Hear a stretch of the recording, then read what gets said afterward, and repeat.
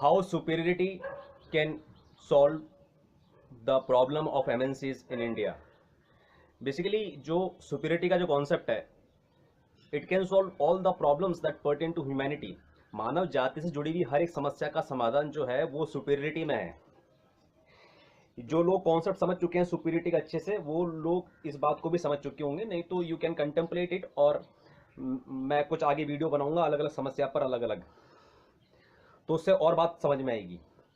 But when it comes to MNC, उसके बारे में अगर बात करें तो आप देखें कि अगर फिरंगी कंपनियों का सामान भारत में आता है तो अपने आप में ये कोई बहुत बड़ी समस्या नहीं है. बट बहुत सारी फिरंगी कंपनियों का बहुत सारा सामान आता है और इस देश के ऊपर लद जाता है, तो ये एक समस्या बन जाती है.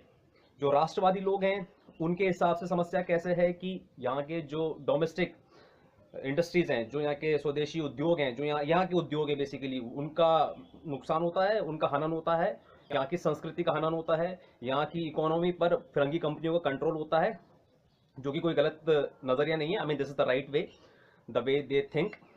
आई टोटली एग्री विद दैट. जो नेशनलिस्ट लोग हैं, जो राष्ट्रवादी लोग हैं, जो सोचते हैं, बट मैं राष्ट्रवादी नहीं हूँ, मैं थोड़ा लेफ्टिस्ट टाइप का इंसान हूँ. जब भी वो लोग किसी प्रॉब्लम को प्रॉब्लम समझते हैं और ऐसा सोचते हैं कि इससे भारत देश को खतरा है, मैं ये देखता हूं कि इससे भारत देश के लोगों की कॉन्शियसनेस को खतरा है. I am not a nationalist, मैं कोई भारतीय क्रांतिकारी नहीं हूं, मैं कॉन्शियसनेस एक्सपेंडर हूं. तो मुझे लगता है कि जब सोसाइटी को किसी समस्या से खतरा है, सोसाइटी में जब कोई समस्या है, तो it becomes my problem, and then I feel like I need to be a part of the solution of this problem.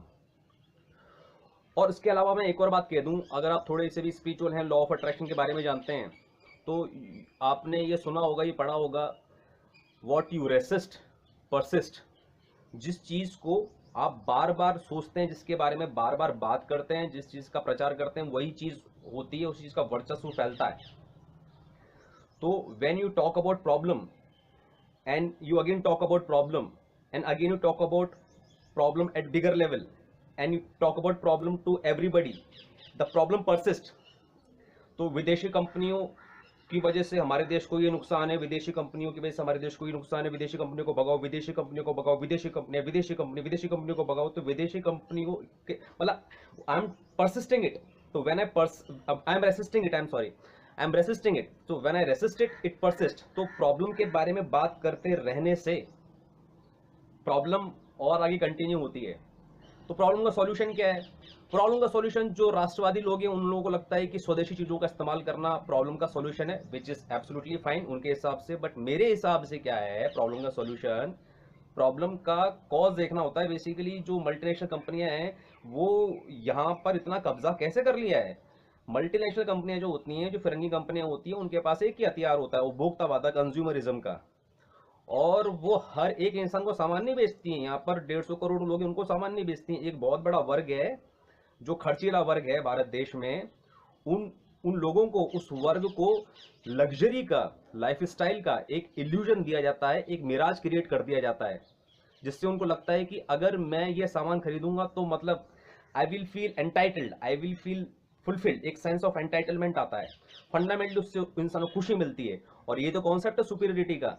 Superiority concept ये कहता है कि आप अपनी न्यूरोप्लास्टिसिटी का इस्तेमाल करें, अपने न्यूरॉन्स का इस्तेमाल करें अपनी जिंदगी में नए नए टैलेंट्स को एक्वायर करने के लिए.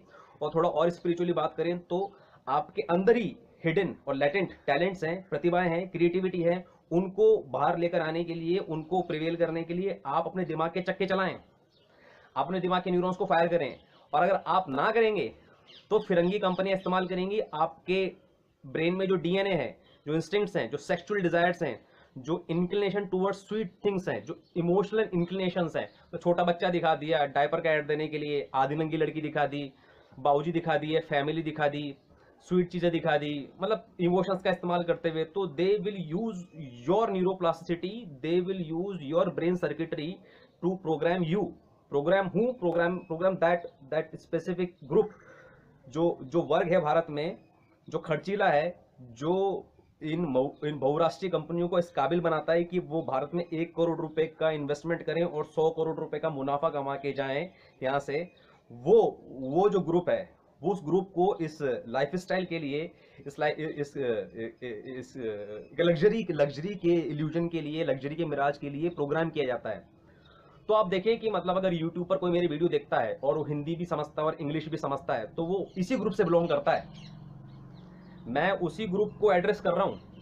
तो मैं कोई बहुत ज़्यादा सुपर रिच लोगों को एड्रेस नहीं कर रहा हूँ और मतलब बहुत गरीब लोगों को एड्रेस नहीं कर रहा हूँ। मैं बेसिकली उसी ग्रुप को एड्रेस कर रहा हूँ जिन लोगों को लगता है कि ये जो चीज़ें होती हैं दे। और आप देखें जो मल्टीनेशनल कंपनी जो सामान बेचती है, 99% जो मल्टीनेशनल कंपनियां होती हैं और जो 99% सामान बेचती हैं वो बिल्कुल बेबुनियाद होता है। क्या बेचते हैं?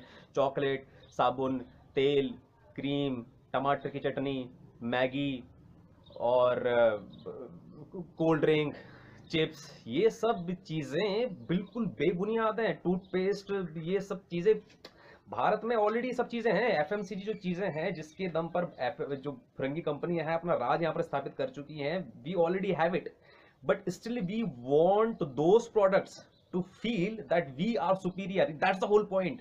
सुपीरियर लोगों को मतलब एक्सटर्नली बना रखा है। और मैं ये चाहता हूं, सुपीरियर सोसाइटी ये चाहती है कि एक इंटरनल रिवोल्यूशन हो। प्लीज अंडरस्टैंड, स्वदेशी आंदोलन करना मेरा मकसद नहीं है। मैं कोई भारत का राष्ट्रवादी क्रांतिकारी नहीं हूं। मैं एक कॉन्शियसनेस एक्सपेंडर हूं। I am an expander of consciousness. तो मैं चाहता हूं एक इनर रिवोल्यूशन हो, इंसान सुपीरियर फील करे इंटरनली अपनी लाइफ में, ना कि मतलब अपनी लाइफ स्टाइल में।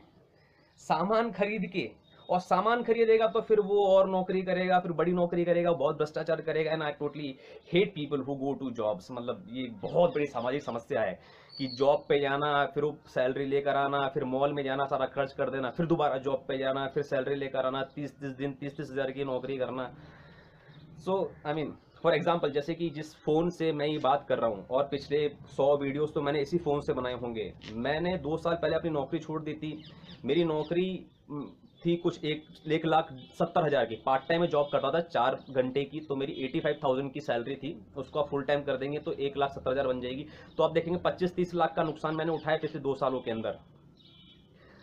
और मेरे पास 1 साल पहले ही जो मेरा स्मार्टफोन था वो ख़राब हो चुका था। उसके बाद आईआईटी बॉम्बे का ही मेरा एक बैचमेट है, उसने मुझे ये इंटेक्स का भारतीय फ़ोन 6,000 रुपये का फ़ोन कंट्रीब्यूशन में दिया ताकि मैं अपनी क्रांति को आगे बढ़ा सकूं।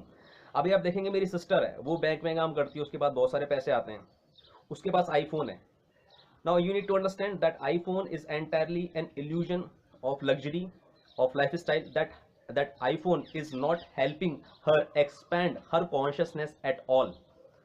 तो वो 60,000 का आईफोन वर्सेस 60,000 का खुद से खरीदा हुआ, खुद के पैसे से जो उसने गुलामी करके कमाए हैं, उस गुलामी के पैसों से खरीदा हुआ वो इल्यूजन का mirage is not helping her expand her consciousness at all, versus ये जो दान में मिला हुआ इंटेक्स का भारतीय फोन, उसने मेरी कितनी कॉन्शियसनेस एक्सपेंड की है और इस चैनल के जरिए जिन लोगों तक मेरी बात पहुंची है उनकी कॉन्शियसनेस कितनी एक्सपेंड हुई है, उनको कितना अवेयरनेस उनकी बढ़ी है।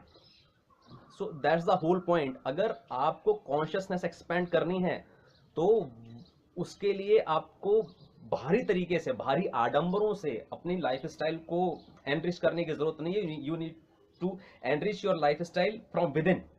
That's the whole message of superiority. सब न्यूरोप्लास्टिसिटी है।